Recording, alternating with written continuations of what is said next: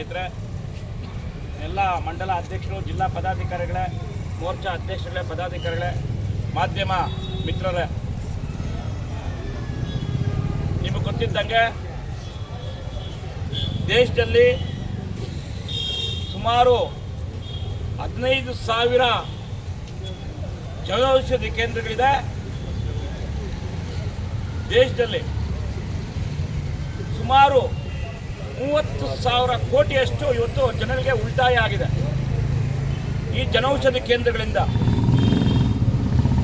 ಕರ್ನಾಟಕದಲ್ಲಿ ಸುಮಾರು 1,541 ಕೇಂದ್ರಗಳಿಂದ ಪ್ರತಿ ತಿಂಗಳಿಗೆ 4 ರಿಂದ 5 ಲಕ್ಷ ಜನ ಈ ಜನೌಷಧಿ ಕೇಂದ್ರಗಳಿಂದ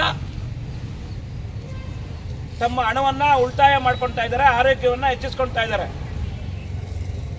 ಏನು ಕಾಂಗ್ರೆಸ್ ಸರ್ಕಾರ ಬಂದ ಮೇಲೆ ಬಿಟ್ಟಿ ಭಾಗ್ಯಗಳು ಕೊಟ್ಟು ಜನಗಳನ್ನ ದಿಕ್ತಪ್ಪಿಸಿ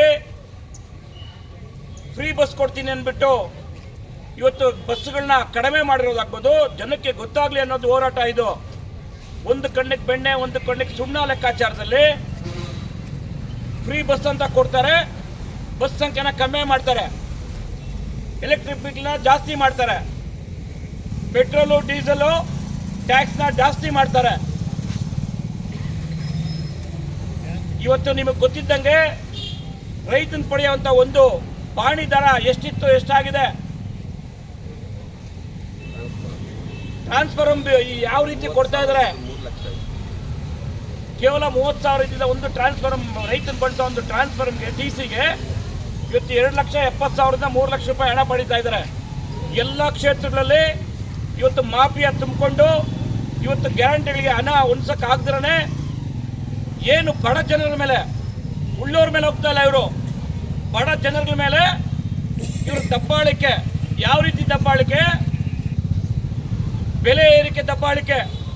ಪ್ರತಿಯೊಂದು ಕ್ಷೇತ್ರದಲ್ಲಿ ಈ ಜನೌಷಧಿ ಕೇಂದ್ರಗಳನ್ನ ತೆರೆದಿರೋದು ಕೇಂದ್ರ ಸರ್ಕಾರ ಬಡ ಜನರಿಗೆ, ರೈತಾಪಿ ವರ್ಗಕ್ಕೆ ಒಳ್ಳೇದಾಗಬೇಕು, ಅವ್ರ ಆರೋಗ್ಯ ಇದಾಗಬೇಕಂತ ನಾನು ನಿಮಗೊಂದು ತೋರ್ಸಕ್ಕೆ ಕೊಡ್ತಾ ಇದ್ದೀನಿ. ಇಲ್ಲಿ ಮಾನ್ಯ ಪತ್ರಕರ್ತ ಮಿತ್ರಗಳಿಗೆ,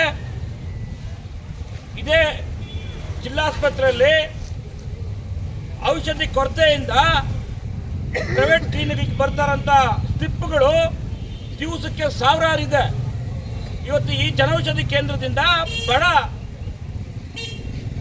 ಕೂಲಿ ಮತ್ತು ರೈತರು ಲಕ್ಷಾಂತರ ರೂಪಾಯಿ ಹಣವನ್ನು ಉಳಿಸಿ ತಮ್ಮ ಆರೋಗ್ಯವನ್ನು ಬೆಳೆಸ್ಕೊಳ್ತಾ ಇದ್ದಾರೆ. ನೋಡಿ, ಗೈಡ್ರೋಮ್ಯಾಟ್ ಟಿಪಿ ಇದು 18 ರೂಪಾಯಿ ಜನೌಷಧಿ ಕೇಂದ್ರದಲ್ಲಿ, ಆಚೆ ಹೋದ್ರೆ 120 ರೂಪಾಯಿ.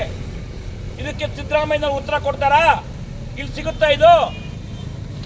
ಒಂದು ಸ್ಟೋರ್ ವಾಸ್ ಅಂತ 9 ರೂಪಾಯಿ, ಕೇವಲ 9 ರೂಪಾಯಿ, 85 ರೂಪಾಯಿ ಔಟ್ಸೈಡ್. ಈ ಥರ ಹೋದ್ರೆ ಸಾಕಷ್ಟಿದೆ, ನಿಮ್ಗೆ ಮಾಹಿತಿ ಕೂಡ ಕೊಡ್ತೀನಿ. ಏನು ಇವತ್ತು ಅದನ್ನು ಎಲ್ಲಿ ಸ್ಟಾಪ್ ಮಾಡ್ತಾ ಇದ್ದಾರೆ ಇವರು? ಜಿಲ್ಲಾ ಕೇಂದ್ರಗಳಲ್ಲಿರುವಂಥ, ಜಿಲ್ಲಾಸ್ಪತ್ರೆಗಳಿರುವಂಥವ್ರನ್ನ ಮೋದಿಯವರು ಜನಪರ ಮಾಡಿರುವಂಥ ಒಂದು ಜನೌಷಧಿ ಕೇಂದ್ರಗಳನ್ನ ಉದ್ದೇಶಪೂರ್ವಕವಾಗಿ ಮೆಡಿಕಲ್ ಮಾಫಿಯಾ ಒತ್ತಡದಿಂದ 1,000 ಕೋಟಿ ಲಂಚ ಪಡೆಯೋಕ್ಕೆ ಈ ಒಂದು ಜನೌಷಧಿ ಕೇಂದ್ರಗಳನ್ನ ದಿನೇಶ್ ಗುಂಡೂರಾವ್, ಡಿ.ಕೆ. ಶಿವಕುಮಾರ್, ಸಿದ್ದರಾಮಯ್ಯನವರ ಸರ್ಕಾರ ಇವತ್ತು ಇದನ್ನ ಏನು ಮುಚ್ಚಕ್ಕೆ ಕೊಟ್ಟಿದೆ. ಇದು ಹೇಯ ಕೃತ್ಯ. ನೇರವಾಗಿ ನೀವು ಜನಗಳ ಪ್ರಾಣಗಳ ಮೇಲೆ ಆಟ ಆಡ್ತಾ ಇದ್ದೀರಿ.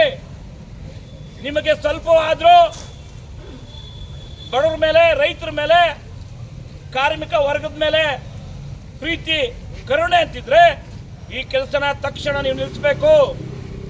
ಇಲ್ಲವಾದರೆ ಉಗ್ರವಾದ ಹೋರಾಟ, ಯಾಕಂದ್ರೆ ನೀವು ಯಾವುದೇ ಹೋರಾಟಕ್ಕೆ ಕೆರೆ ಅನ್ನಲ್ಲ. ಇವತ್ತು ಎಲ್ಲ ರೀತಿ ಹೋರಾಟ ಮಾಡಿದ್ರೂ ನೀವು ತಲೆಗೆ ಹಾಕ್ಕೊಂತ ಇಲ್ಲ, ನಿಮ್ಮದೇ ಆದಂಥ ಮೋಜು ಮಸ್ತಿಗೆ ಹೋಗ್ತೀರಿ. ಕೇಂದ್ರ ಸರ್ಕಾರದ ನರೇಂದ್ರ ಮೋದಿ ನೇತೃತ್ವವರು ಅಭಿವೃದ್ಧಿ ಪರವಾಗಿ ಸಭೆಗಳು ತಗೊಂಡ್ರೆ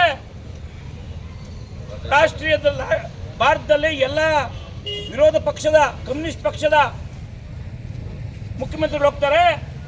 ಇವ್ರು ಯಾವುದೋ ಒಂದು ಬೀಗರೂಟಕ್ಕೆ ಹೆಲಿಕಾಪ್ಟರ್ ಹೋಗ್ತಾರೆ. ನಿಮಗೆ ರಾಜ್ಯದ ಜನರ ಬಗ್ಗೆ ಎಷ್ಟು ಕಾಳಜಿ ಅಂತ ನಿಮ್ಗೆ ಗೊತ್ತಾಗ್ತದೆ. ಬೇರೆ ಇಲ್ಲೇ ನೆರೆಯ ಆಂಧ್ರ, ತೆಲಂಗಾಣ, ಕೇರಳದ CMಗಳು ಹೋಗಿ ಅವ್ರಿಗೆ ಬೇಕಾದಂಥ ಪರಿಹಾರದ ಹಣವನ್ನು ಮಾನ್ಯ ಮೋದಿಯವ್ರ ಹತ್ರ ಮಾತಾಡಿ ಬಿಡುಗಡೆ ಮಾಡಿಸ್ಕೊಂಬಂದ್ರೆ ನಿಮಗೆ ಅದನ್ನ ಬಳಸ್ಕೊಳ್ಳೋಂಥ ತಾಕತ್ತಿಲ್ಲ. ಕೇಂದ್ರ ಸರ್ಕಾರದ ಮೇಲೆ ಇಲ್ಲ ಸಲದ ಆರೋಪ ಮಾಡ್ತೀರಿ. ಮಾನ್ಯ ಕುಮಾರಸ್ವಾಮಿ ಅವರು 2,000 ಎಲೆಕ್ಟ್ರಿಕ್ ಬಸ್ಗಳು ಕೊಟ್ರೆ ರೇವಂತ್ ರೆಡ್ಡಿ ಅವರು ಅಭಿನಂದನೆ ಸಲ್ಲಿಸ್ತಾರೆ. 4,500 ಎಲೆಕ್ಟ್ರಿಕ್ ಬಸ್ಗಳನ್ನ ಕರ್ನಾಟಕ ಕೊಟ್ಟಿದ್ದಾರೆ. ಸೌಜನ್ಯಕ್ಕಾದ್ರೂ ನೀವು ಒಂದು ಅಭಿನಂದನೆ ಸಲ್ಲಿಸಿದ್ದೀರಾ ಅಂದ್ರೆ ನಿಮ್ಮ ಇಚ್ಛಾಶಕ್ತಿ ಏನು? ಕರ್ನಾಟಕದ ಜನರ ಪರವಾಗಿ ನೀವೇನು ಕೆಲಸ ಮಾಡ್ತಾ ಇದ್ದೀರಿ? ಈ ಕಾರಣಕ್ಕೆ ಮೊನ್ನೆ ಮಾಧ್ಯಮ ಮಿತ್ರರನ್ನ ಹೇಳ್ತೀನಿ, ಯಾಕೆ ಬಿಜೆಪಿಯ ಜನಪರ ಹೋರಾಟಗಳು ಇರ್ತಾವೆ ಅಂದ್ರೆ ಪ್ರತಿಯೊಂದು ವಿಷಯಕ್ಕೂ ಇವತ್ತು ಕಟ್ಟ ಕಡೆಯ ಬಡವನಿಗೆ ಸಿಗುವಂತ ಏನು ಕೇಂದ್ರ ಸರ್ಕಾರದ ಜನೌಷಧಿ ಕೇಂದ್ರಗಳ ಮೇಲೆ ನಿಮಗೆ ಕಣ್ಣು ಬಿದ್ದಿ ಅಂದ್ರೆ ಎಷ್ಟು ಮಾಫಿಯಾಗಳ ಹತ್ರ ನೀವು ದುಡ್ಡು ಪಡೆದಿದ್ದೀರಿ? ಜನಕ್ಕೆ ಉತ್ತರ ಕೊಡಬೇಕಾದ ಸಿದ್ದರಾಮಯ್ಯನವರು, ದಿನೇಶ್ ಗುಂಡೂರಾವ್ ಅವರು. ಈ ಕಾರಣಕ್ಕೆ ಪ್ರತಿ ರಾಜ್ಯದ 40 ಜಿಲ್ಲಾ ಕೇಂದ್ರಗಳಲ್ಲೇ ಬಿಜೆಪಿ ಜಿಲ್ಲಾ ಘಟಕಗಳು, ವಿಧಾನಸಭೆ ಘಟಕಗಳು ಈ ಹೋರಾಟವನ್ನು ಜನಪರವಾಗಿ ಮಾಡ್ತಾ ಇದೆ. ಈ ಹೋರಾಟಕ್ಕೆ ಮಣೆ ಹಾಕಬೇಕು. ಯಾವುದೇ ಜಿಲ್ಲಾ ಕೇಂದ್ರಗಳಲ್ಲಿ, ಜಿಲ್ಲಾ ಆಸ್ಪತ್ರೆಗಳ ಹತ್ರ ಯಾವುದೇ ಜನೌಷಧಿ ಕೇಂದ್ರಗಳನ್ನ ಮುಚ್ಚಬಾರದು. ಇದು ಬಡವರಿಗಾಗಿ, ಬಡವರಿಗೋಸ್ಕರ ಮಾಡಿರುವಂಥ ಕಾರ್ಯಕ್ರಮ ಔಷಧಿ ಕೇಂದ್ರ. ಇವತ್ತು ನಿಮಗೆ ವರದಿ ಸಮೇತ ಕೊಡ್ತಾ ಇದ್ದೀನಿ ಎಷ್ಟು ಉಳಿತಾಯ ಆಗ್ತದೆ ಬಡವರಿಗೆ ಅಂತ. ಆ ಕಾರಣಕ್ಕೆ ಈ ಹೋರಾಟ ಮಾಡ್ತಾ ಇದೆ. ಈ ಹೋರಾಟದಲ್ಲಿ ಭಾಗವಹಿಸಿದ ಎಲ್ಲ ನನ್ನ ಅಣ್ಣ ತಮ್ಮಂದರಿಗೆ ನನ್ನ ಒಂದ್ಸೆ 2 ಮಾತಕ್ಕೆ ವಿರಾಮ ಮಾಡ್ತೀನಿ. ಜೈ ಜಯ ಕರ್ನಾಟಕ.